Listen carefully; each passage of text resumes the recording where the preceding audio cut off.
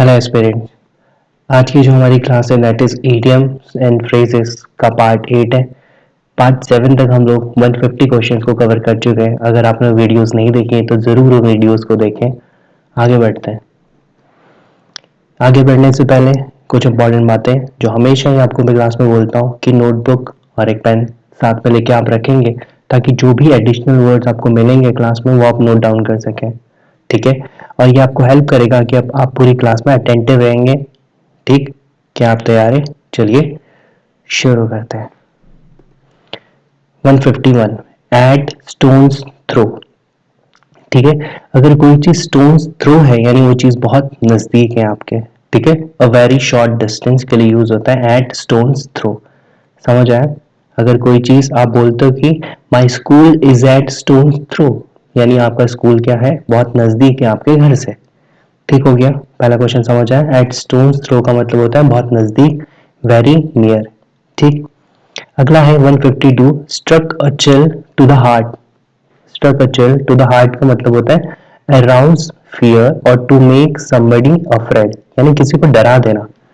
ठीक है ना। Struck a chill to the heart, अचानक से किसी को डरा देता है। किसी का अचानक कोई अचानक से सामने आ जाता है तो कैसा हो जाता है, हम डर जाते हो। तो वह कैसी सिचुएशन है, वो सिचुएशन है struck a chill to the heart की सिचुएशन। समझ आया? To produce feeling of fear, आपको डर लग गया उस टाइम पे। ठीक है, समझ आ रहा है? Next 153 and in fiasco. अब फियास्को का मतलब पता है क्या होता है?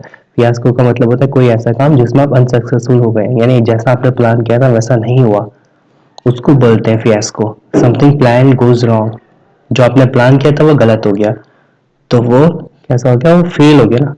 ठीक। अ टोटल और अटर फेलियर। ठीक है ना, टोटल फेलियर हो गया तो उसको क्या बोलेंगे, एंड इन फियास्को। समझ आया? ठीक। यही पूरा नुकसान हो गया, आपका पूरा लॉस हो गया। अगला question 154 fall back. Fall back का मतलब होता है टू टर्न और मूव बैक यानी किसी जगह पे वापस जाना। ठीक है, उसको क्या बोलेंगे, टू टर्न और मूव बैक। इसके लिए और वर्ड्स क्या हो सकते हैं, इसके लिए और वर्ड्स होते हैं विड्रॉ करना या रिट्रीट करना। क्या बोला मैंने, विड्रॉ करना या रिट्रीट करना। किसके लिए वर्ड्स हो सकते हैं, फॉल बैक के लिए वर्ड्स हो सकते हैं। ठीक है, 154 समझ आया? फॉल बैक का मतलब क्या है, टू टर्न और मूव बैक। समझ आया? आगे बढ़े पक्का। 155 turn up one's nose at. ठीक है, turn up one's nose at का मतलब है टू रिजेक्ट और डिस्पाइस। ठीक है, तो इसका ऐसे समझो कि आप अपनी नाक पकड़ के कहाँ पे बैठ जाते हो, जो चीज आपको गलत लगती है या जहाँ पे आपको गंदी स्मेल आ रही होती है। ठीक है ना, तो उसको क्या करते हो, आप नाक पकड़ लेते हो ना, तो वैसे ही आप रिजेक्ट कर रहे हो किसी चीज को। और यहाँ पे एक वर्ड है दैट इज डिस्पाइस।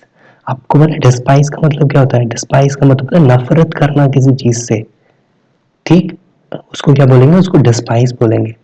यानी आप किसी चीज से नफरत करते हो या आपको कोई चीज पसंद नहीं है, उसको बोलेंगे डिस्पाइस।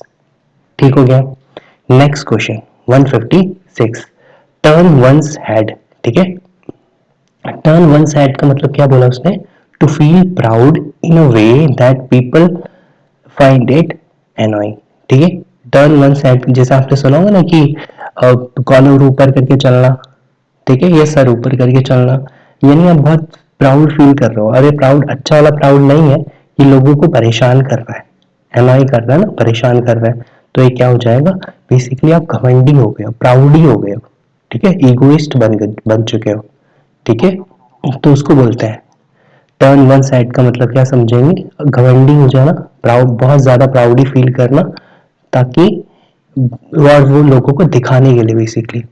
ठीक है, जैसे किसी को बोलते हैं ना कि वो तो आजकल ज्यादा पैसे आ गए, वो तो कॉलर ऊपर करके चलता है, यानी वो आपको अपना जो भी उसके पास शोहरत है, दौलत है, वो उसका पावर दिखाना चाहता है ना, तो उसको बोलेंगे टर्न वन साइड। समझ आया पक्का 156 का। ठीक। Next 157 high and dry. क्या बोला उसने, हाई एंड ड्राई, इसका मतलब होता है निग्लेक्टेड या टू लीव समवन हेल्पलेस। ठीक है ना, हाई एंड ड्राई का मतलब क्या होता है कि बीइंग इन अ हेल्पलेस और अबंडेंट पोजीशन, किसी को हेल्पलेस सिचुएशन में, ठीक है, या अबंडेंट पोजीशन में किसी को छोड़ देना। ठीक है। हेल्पलेस यानी बिना किसी की सहायता किए हुए उसको छोड़ देना, किसी सिचुएशन में, किसी परिस्थिति में, उसको बोलेंगे हाई एंड ड्राई। ठीक है, समझ आया। या किसी को निग्लेक्ट करना, किसी को नजरअंदाज कर देना, यानी जिस समय पे जिन लोगों को जरूरत थी आपकी, आप नहीं थे उनके साथ, तो आपने उनको क्या कर दिया, you left them in high and dry situation, आपने उनको हेल्पलेस सिचुएशन में छोड़ दिया।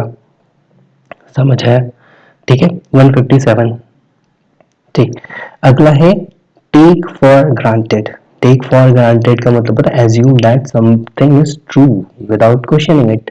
ठीक है, या to accept readily, to presuppose as certainly true, यानी किसी भी चीज को बिना उसको क्वेश्चन किए हुए सच मान लेना। ठीक है, समझ रहे हो इसको, एग्जाम्पल से समझो। जैसे मैंने बोला Raman, Raman had taken it for granted that he had clear the exam. क्या बोला मैंने, Raman had taken it for granted that he had clear the exam, कि रमन को ना ये विश्वास ही नहीं हो रहा कि उसने एग्जाम क्लियर कर लिया, तो उसने इसको क्या ले लिया, टेकन फॉर ग्रांटेड ले लिया ना। ठीक, टेक फॉर ग्रांटेड का मतलब क्या होता है कि बिना उसको क्वेश्चन किए हुए सच मान लेना। समझ आया। 158, नेक्स्ट 159। 159 है आपका, इसको बोलते हैं मीन्स मैटर्स। क्या बोलते हैं, मीन्स मैटर्स। ठीक, टू कंफ्यूज इश्यूज या टू मिक्स फैक्ट्स। बेसिकली ये क्या होता है कि देखो इसको ध्यान से समझो, मीन्स मैटर्स का मतलब होता है कि use polite and moderate expressions to indicate disapproval or when you do not want to offend someone। क्या बोला मैंने, देखो कि आप क्या करते हो, पोलाइट और मॉडरेट एक्सप्रेशंस का, मॉडरेट शब्दों का यूज करते हो किसी को मना करने के लिए, क्योंकि आप ये चाहते हो कि उनको बुरा ना लगे। हम लोग करते हैं ना, इससे कोई हमारे क्लोज वंस है, उन्होंने किसी कोई हेल्प हमसे मांगी और हम नहीं कर सकते हैं, तो हम क्या करते हैं, उनको बहुत प्यारे इस शब्दों में, बहुत कम, बहुत ही अच्छे तरीके से उनको मना करते हैं, सीधे नहीं बोलते कि मैं नहीं कर रहा है काम। समझ आ रहा है, तो कैसे मैटर्स है, वो मीन्स मैटर्स है। ठीक है, किसी को इस तरीके से मना करना ताकि वो ऑफेंड ना हो, उनको बुरा ना लगे, ऐसी कोई सिचुएशन। ठीक है, उसको बोलेंगे मीन्स मैटर्स। समझ आ गया। अगला, करीन फेवर विद।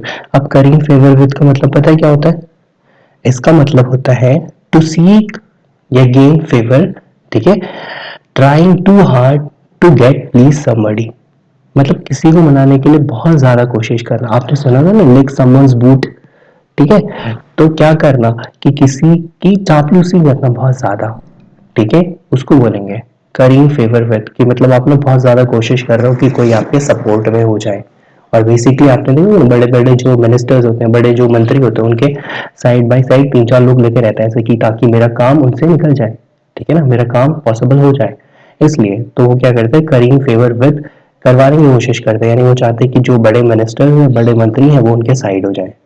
ठीक है, उसको बोलेंगे, समझ आया, यानी बेसिकली फ्लैटर करना ना, चापलूसी करना। समझ आ गया 160। ठीक है, आगे बढ़े, पक्का। Next 161, set one's face against. Set one's face against का मतलब होता है अपोज स्ट्रांगली, किसी को अपोज करना, वो भी स्ट्रांगली, यानी बहुत विरोध करना किसी का।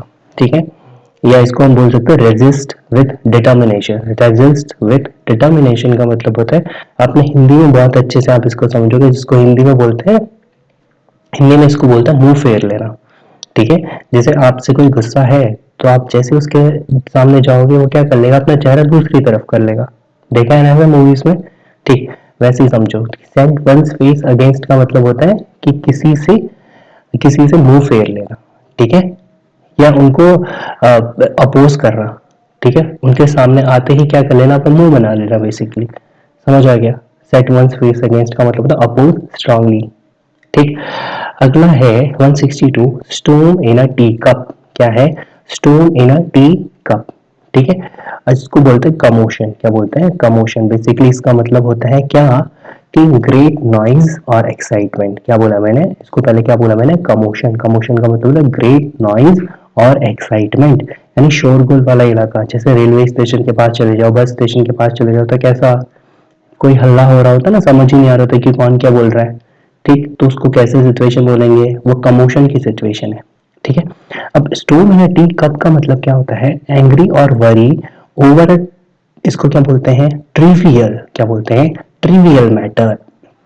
ठीक है, यानी कमोशन, यानी एंग्री होना या वरी होना बहुत ट्रिवियल मैटर्स में, ट्रिवियल मैटर्स का मतलब बहुत छोटी छोटी बातों में गुस्सा होना या नाराज होना।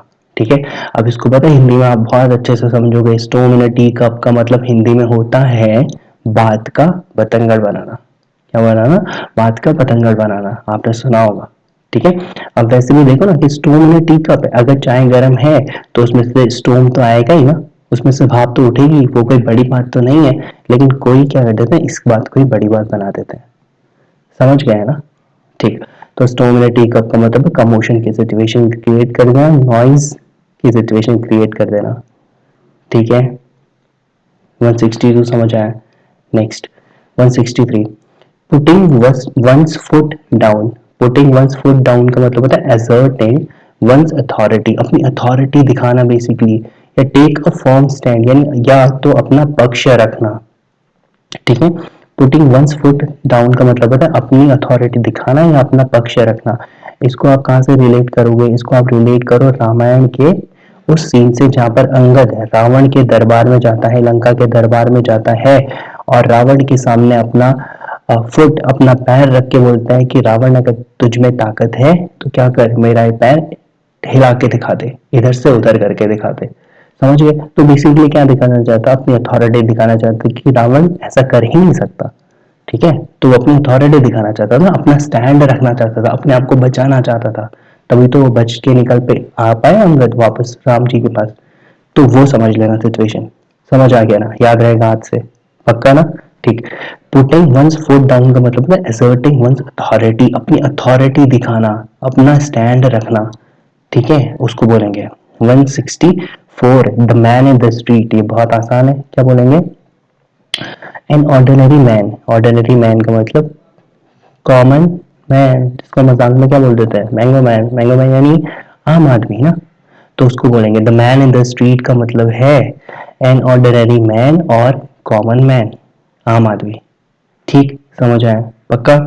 आगे 165, to catch up with. To catch up with का मतलब होता है to compete with. To compete with का मतलब है किसी से मुकाबला करना। देखो दो मतलब इसके होते हैं। कैच अप विद का मतलब होता है किसी ऐसे व्यक्ति से आगे निकल जाना जो आपसे आगे था। ठीक है, माना कि आप क्लास में सेकंड आते थे, कोई फर्स्ट आता, तो आप इस बार फर्स्ट आ गए, यानी फर्स्ट वाले को आपने पीछे छोड़ दिया, तो तब भी आपने कैच अप विद कर दिया। दूसरी चीज, कैच अप विद का मतलब होता है किसी ऐसे व्यक्ति से मिलना, ध्यान से समझना, किसी ऐसे व्यक्ति से मिलना जिससे आप बहुत लंबे समय से नहीं मिले हो और आप ये जानना चाहते हो कि वह व्यक्ति कर क्या रहा है। बेसिकली जैसे to catch up with old friends is a good idea, कि पुराने दोस्तों से मिलना क्या एक अच्छा विचार है, मिलना चाहिए उनसे। ठीक है, तो उसको बोलेंगे। समझ में आ गई ना दो चीजें। पहली चीज, कैचअप विद का मतलब ये था कि किसी ऐसे व्यक्ति से आगे निकल जाना जो आपसे आगे था, आप पहले सेकंड आते थे, अब आप फर्स्ट आते हो। और दूसरी सिचुएशन ऐसी है कि ऐसे लोगों से मिलना जो क्या करते हैं, जो आपसे बहुत लंबे समय से नहीं मिले। ठीक हो गया, 165 समझ आ गया, पक्का। 166, fight to the bitter end, ये बहुत अच्छा है, इसको बोलेंगे क्या, to fight a losing battle. ठीक है, हारी हुई बैटल को भी लड़ना fight to the bitter end कहलाएगा। या आपने इसके लिए हिंदी में आप समझो कि आखिरी दम तक लड़ना कहते हैं ना जिसे। ठीक, आखिरी दम तक लड़ना, that is fight to the bitter end. अगर आपने सुल्तान मूवी देखी तो आपने देखा होगा उसमें सलमान खान क्या करता है, लास्ट तक लड़ता रहता है, लास्ट तक फाइट करता रहता है और लास्ट में जीत जाते हैं। ठीक है, तो वो क्या करते हैं, fight to the better end वाली सिचुएशन है वो। ठीक है, ऐसे रिलेट करके याद रखेंगे तो लंबे समय तक याद रहेगा। समझ आ गया 166, पक्का। आगे बढ़े, next 167, throw down a glove. ठीक है, थ्रो डाउन अ ग्लव, देखो थ्रो डाउन अ ग्लव का मतलब है टू एक्सेप्ट डिफीट। डिफीट का मतलब क्या होता है, हार स्वीकार कर लेना। और इसमें वैसे भी आपने देखा हो ना कि आप ग्लव्स, माना कि बॉक्सिंग कर रहे हो, ठीक है, तो बॉक्सिंग में या किसी भी ऐसे गेम में जिसमें ग्लव्स पहनते हैं, या क्रिकेट में भी आपने देखा होगा कि अगर बैट्समैन आउट हो जाता है तो वो ग्लव्स और बैट नीचे फेंक देता है कभी गुस्सा होके। ठीक है, तो हार स्वीकार कर लेता है ना बेसिकली। तो थ्रो डाउन अ ग्लव का मतलब क्या होता है, हार स्वीकार कर लेना। ठीक, समझ आया, याद रखोगे ना, पक्का। अगला है read between the lines. Read between the lines हम पहले भी पढ़ चुके हैं, तो हमें याद आना चाहिए। अगर हम पहले पढ़ चुके हैं इसका मतलब होता है हिडन मीनिंग पता करने की कोशिश करना। बिटवीन द लाइंस मतलब क्या होता है कि जो एक्चुअल में चीजें हमें दिख रही हैं उसके बीच में भी, बेसिकली ऐसा समझ लो कि जैसे पुलिस वाले, सीबीआई वाले, उनका काम है ऐसा, ठीक है। वो कोशिश करते हैं कि जितना चीजें लोगों को दिख रही हैं, जितने प्रूफ या जितने एविडेंस नॉर्मल लोग को दिख रहे हैं उससे ज्यादा उनको पता करने की कोशिश करते हैं, ठीक है। तो वो क्या करते हैं, रीड बिटवीन द लाइन करने की कोशिश करते हैं। समझ आया? आगे बढ़े। 169, let the cat out of the bag. ठीक है, let the cat out of the bag का मतलब होता है to utter a secret carelessly और बाय मिस्टेक। ठीक है, क्या समझेंगे इसको कि केयरलेसली यानी गलती से या मिस्टेक से, ठीक है, क्या कर देना, कोई सीक्रेट बता देना, उसको बोलेंगे let the cat out of the bag. ठीक है, और बेसिकली देखो ना, जैसे आपने बहुत अच्छे से किसी का बर्थडे प्लान कर रखा है और उसको लेने के लिए जा रहे हैं और अचानक से आपके दोस्त में से किसी ने बता दिया कि अरे तेरे बर्थडे के लिए तो जा रहे हैं, तो उसने क्या कर दिया, बेसिकली प्लान ही चौपट कर दी। Like the cat out of the bag वाली सिचुएशन आ गई, उसने पहले बता दिया, राइट। मतलब जो सीक्रेट प्लान था वो रिवील कर दिया, सरप्राइज रिवील कर दिया। ठीक है, आगे बढ़े। 170, to have too many iron in the fire. ठीक है, to get engage in too many enterprises at the same time. ठीक है, एक टाइम में बहुत सारे काम में इन्वॉल्व होना उसको बोलते हैं to have too many iron in the fire. ठीक, समझ आया? मतलब एक टाइम पे हमें एक ही काम करना चाहिए ताकि हमारा पूरा फोकस उसी काम पर रहे। लेकिन कुछ लोग क्या करते हैं कि एक टाइम पे बहुत सारे काम, फोन पे भी बात कर रहे हैं, ठीक है, सामने लैपटॉप भी खुला हुआ है, पढ़ने की कोशिश भी कर रहे हैं, तो that is the situation of to have too many iron in the fire. समझ आया? 170। ठीक, next 171, fall through. Fall through का मतलब होता है फेल हो जाना किसी काम में, या जो आपने सोचा है वो काम ना कर पाना। ठीक, उसको बोलेंगे फॉल थ्रू करना। अगला है cut one off without shilling. अब पहले आपको शीलिंग समझ आना चाहिए कि शीलिंग होता क्या है। शीलिंग ना बेसिकली एक करेंसी का छोटा सा पार्ट है, जैसे हमारे रुपए और पैसा होता है, तो पैसा क्या है, रुपए का छोटा सा पार्ट है। अब पैसा चलता तो नहीं है, लेकिन पैसे में हम पेमेंट तो करते हैं ना, कभी पेमेंट आता है तो 257.20, तो 20 पैसे आपको क्या करने पड़ते हैं, पेमेंट करना पड़ता है। तो वैसे ही जो शीलिंग है वो बेसिकली पैसे जैसा ही समझ लो इसको, छोटा सा हिस्सा है किसी करेंसी का, बेसिकली कीनिया में चलता है। तो इसका क्या मतलब होगा, cut one off without a shilling का मतलब होता है डिस इनहेरिटेड। ठीक है, और to expel from fraternal property. देखो इसको ध्यान से समझना, डिस इनहेरिटेड का मतलब होता है, हिंदी में बहुत अच्छे से आप लोग समझ जाओगे, इसको आसान है, समझाए? ठीक, इसको बोलते हैं अपनी जायदाद से बेदखल कर देना। क्या बोलते हैं, अपनी जायदाद से बेदखल कर देना, डिस इनहेरिटेट कर देना। इनहेरिटेट तो वही होता है ना, आनुवंशिकी, या कोई प्रॉपर्टी जो आपको अपने विरासत में मिलती है, ठीक, उसको बोलते हैं। लेकिन टू एक्सपेल, एक्सपेल का मतलब होता है, वैसे तो एक्सपेल का मतलब देश निकाला करना होता है, लेकिन अगर जो फ्रेटर्नल प्रॉपर्टी है, यानी जो आपके पिताजी हैं वो क्या करते थे, आपको अपनी प्रॉपर्टी से निकाल देते हैं, बेदखल कर देते हैं, ठीक है, उसको समझेंगे। यानी cut one off without shilling का मतलब होता है अपनी प्रॉपर्टी से बेदखल कर देना। या दूसरा बहुत अच्छे से समझोगे आप, बताएं क्या है? दूसरा होता है फूटी कौड़ी न देना। जैसे कहते हैं कि मेरी प्रॉपर्टी का, मेरी जायदाद का तेरे को एक फूटी कौड़ी तक नहीं मिलेगा, वैसी सिचुएशन हो जाएगी। Cut one off without shilling उसे बोलेंगे। समझ आया? पक्का? आगे बढ़े। Next 173, to smell a rat. Smell a rat का मतलब क्या होता है, इसका मतलब होता है टू सस्पेक्ट अ ट्रिक। मतलब आपको क्या लग रहा है, हिंदी में समझ लो कि आसान है, हिंदी में समझाएं। इसका मतलब होता है दाल में कुछ काला होना। बहुत सुना है ना। स्मेल अ रैट का मतलब क्या था, आपको ऐसा लग रहा है कि दाल में कुछ काला है, या अगर आप सीआईडी देखते हैं तो दया उसमें क्या बोलते हैं, कुछ तो गड़बड़ है दया। ठीक है, दया को हमेशा कुछ ना कुछ गड़बड़ लगता रहता है, तो वो क्या है, तो स्मेल अ रैट वाली सिचुएशन है। समझ आया? पक्का? Next, turn a deaf ear. Turn a deaf ear हम पहले भी पढ़ चुके हैं, अगर आप पढ़ चुके हैं तो आपको याद आ रहा होगा। इसको मतलब पता है डिसोबे करना, ठीक है, किसी का सम्मान न करना, या दूसरा किसी को नेग्लेक्ट करना, उसको बोलते हैं टर्न अ डेफ एयर। यानी किसी को आप सुना अनसुना कर रहे हो, आपको ऐसा लग रहा है कि आपने सुना ही नहीं है, ठीक है, तो आप उसका डिसोबे कर रहे हो। ठीक। Next 175, have the last laugh. ठीक है, to be victorious at the end of the argument, यानी आर्गुमेंट के एंड में विक्टोरियस होना यानी जीत जाना, उसको बोलते हैं हैव द लास्ट लाफ। और वैसे भी ऐसे समझो कि लास्ट में कौन व्यक्ति हंसता है, जो जीत जाता है। ठीक है, तो हैव द लास्ट लाफ का मतलब होगा to be victorious at the end of the argument, यानी किसी आर्ग्यूमेंट के एंड में जीत जाना is equal to have the last laugh. आखिरी बार तब हंसोगे जब आप किसी युद्ध को जीत जाओगे। ठीक है, तो इस तरीके से आज हमने 25 क्वेश्चन को फिर से कवर कर लिया। आई होप कि आपको पसंद आया होगा। पसंद आया होगा तो इसको लाइक करना, शेयर करना और चैनल को सब्सक्राइब कर लेना, ताकि आगे हम ऐसे ही मिलते रहें और ऐसे ही पढ़ते रहें। Thank you so much, take care, bye bye.